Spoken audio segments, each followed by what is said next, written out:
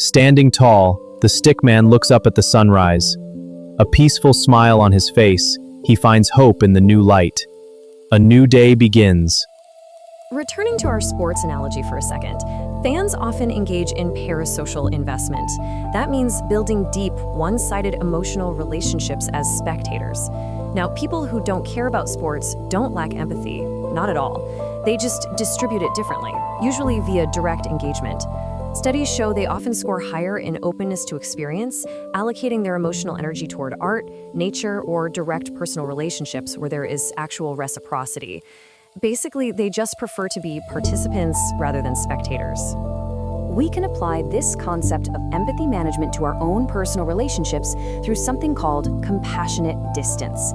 Think of it like being a lifeguard. You throw a life preserver to someone who is struggling, right? But you don't jump into the water to drown with them.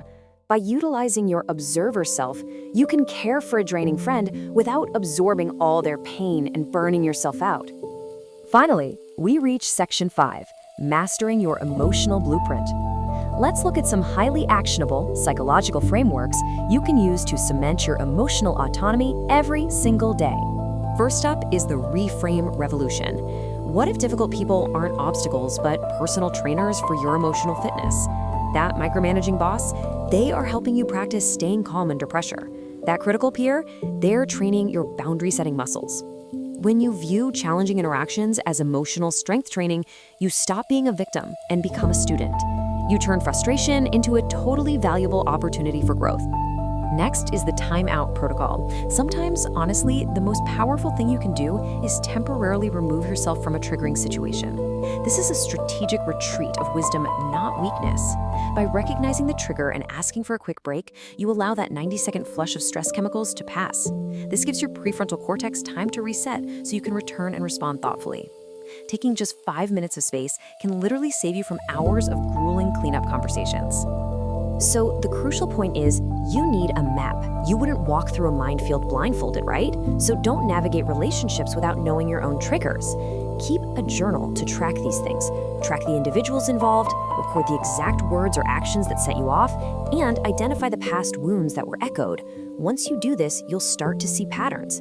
When you uncover these emotional patterns, you transform from a reactive pinball bouncing around into a proactive operator who anticipates the landmines and just steps right around them.